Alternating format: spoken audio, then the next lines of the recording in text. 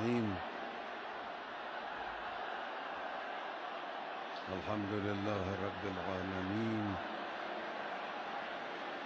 والصلاة والسلام على سيدنا ونبينا أبي القاسم المصطفى محمد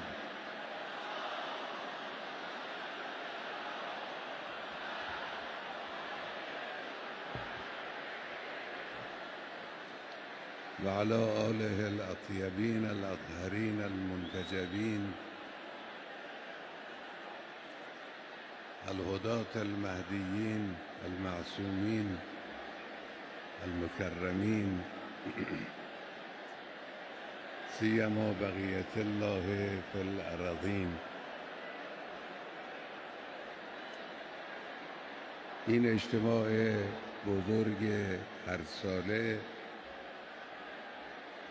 دارای یک هدف مهم و مورد نیاز ملت ایران است و اون عبارت است از تجدید یاد امام بزرگوار و بهره‌گیری از درس امام بزرگوار برای پیشرفت کشور و اداره کشور و تعقیب اهداف بلند انقلاب. یا از درس امام استفاده کنیم که در بیانات ایشون، در نوشته های ایشون در دسترس ماست، در اختیار ماست، یا از ابعاد شخصیت امام بهره مند بشویم. شهادت رئیس جمهورمون و همراهانشون که یکی از مسائل مهم تاریخ انقلاب محسوب می شود. راجع به این دو موضوع از زاویه نگاه امام می خواهیم نگاه کنیم و بحث کنیم. بعد هم البته انشاءالله درباره مسئله انتخابات و این وظیفه ملی و عمومی که در زمینه انتخابات داریم چند کلمه ای عرض خواهم کرد. این روشنبینی امام در مسئله فلسطین موضوع بسیار مهمی است که بعد توضیح عرض خواهم کرد.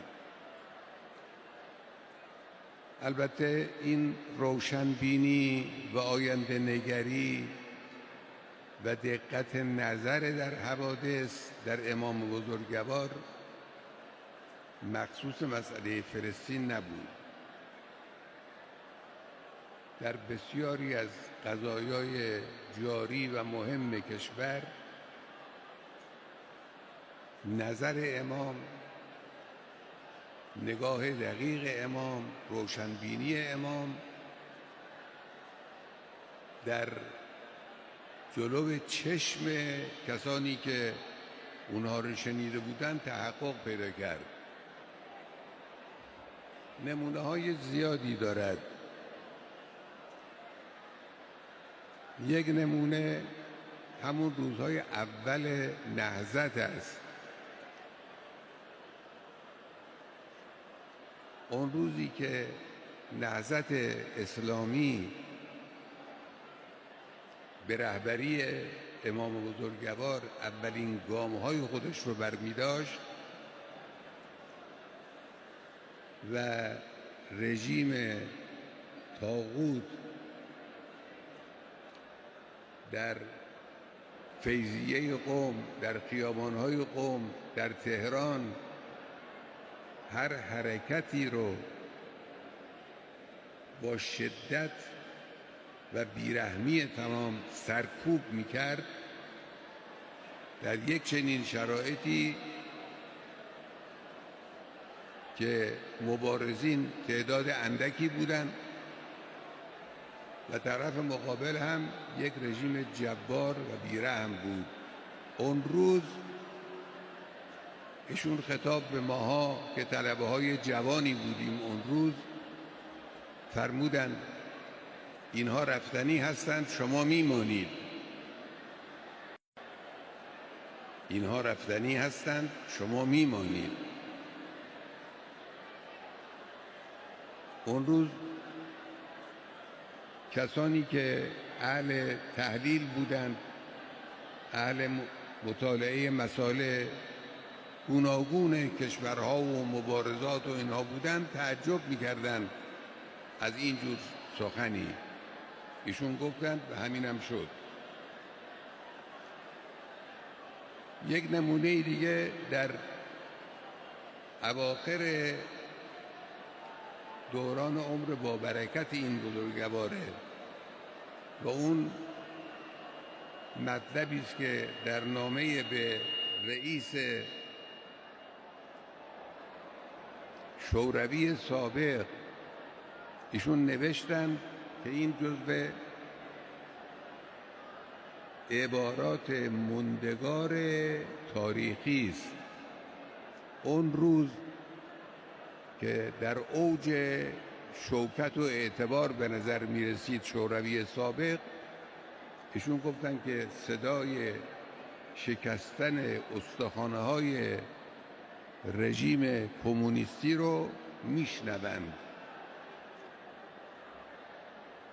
هیچ کس اون روز تصور چنین وضعی رو نمی کرد. ایشون گفتن و خیلی نگذشت که اونچه ایشون پیش بینی کرده بودند اتفاق افتاد. در مسائل خارجی از فرصتها به بهترین وجهی استفاده کرد. این همه تحرک خارجی و سفر خارجی آثار ارزشمندی با برکتی برای کشور داشت، هم برای امروز کشور هم برای فردای کشور. ایران رو در چشم رجال سیاسی دنیا بزرگتر و برجسته‌تر کرد. انقلاب اسلامی را، ملت ایران را در بیانات خود، در اظهارات خارجی خود درست تعریف کرد، شناساند. لذا رجال سیاسی که امروز درباره او حرف میزنند از او به عنوان چهره برجسته حرف میزنند. این برای ما که سالهای متمادی با مسائل خارجی سر و کار داشتیم چیز جدید و با ارزشی است.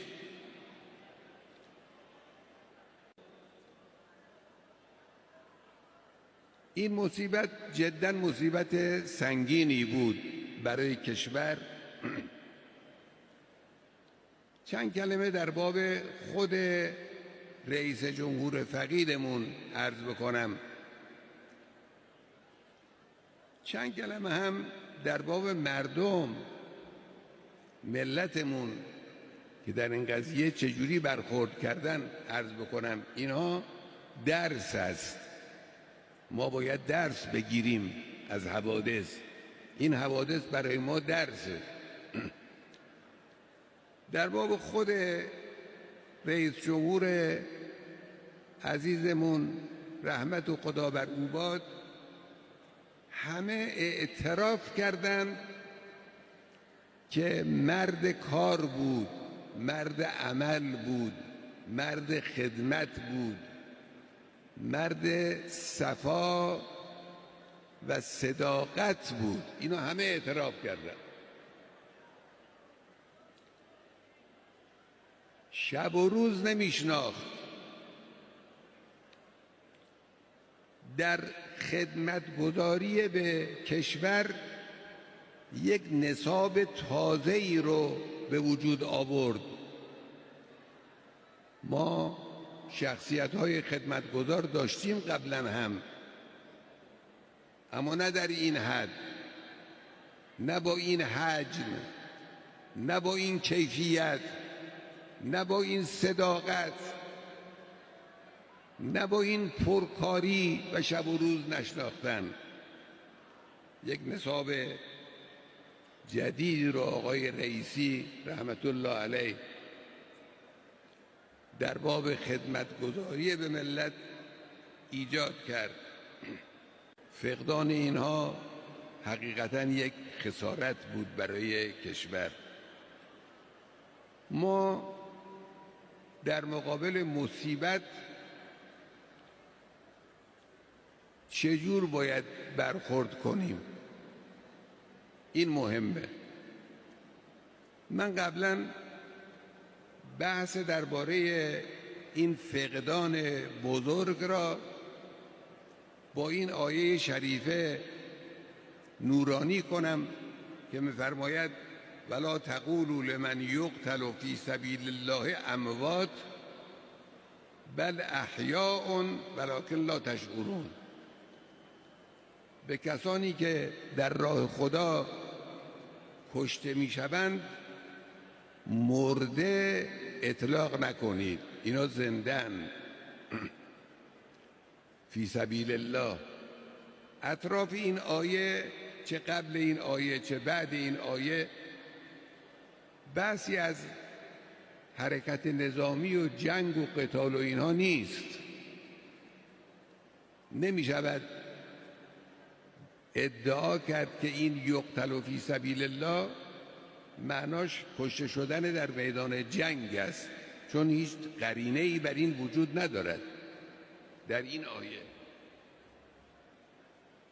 در آیه سوره آل عمران ولا تحسبن الذین قتلوا، چرا؟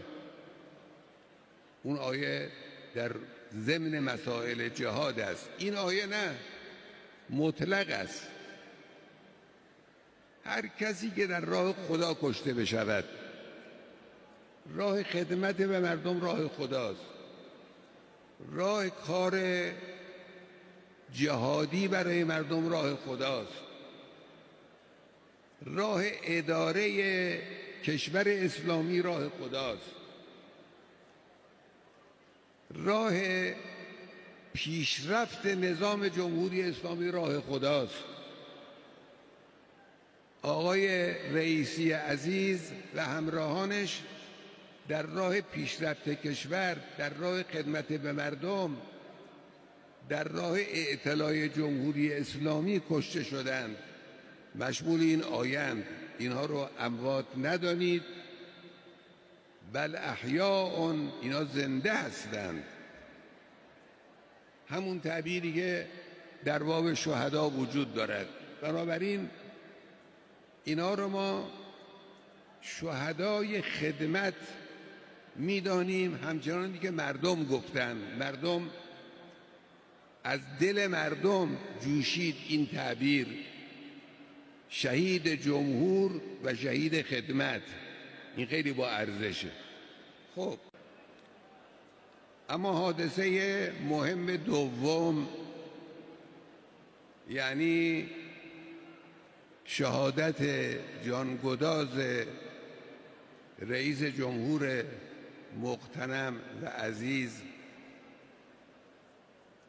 و پرکار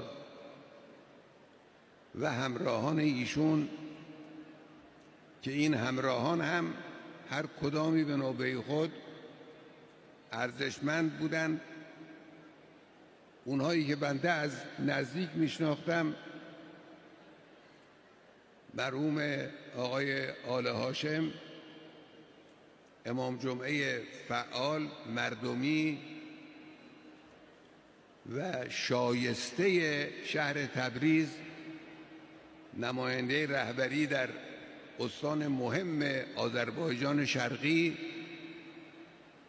با مردم، با جوانها، با دانشجوها، با هنرمندان، با ورزشکاران، با قاطبه مردم ارتباطات قلبی و دلی و کاری برقرار میکرد. حقیقتاً شخصیت ارزنده‌ای بود. مرحوم آقای امیر عبداللهیان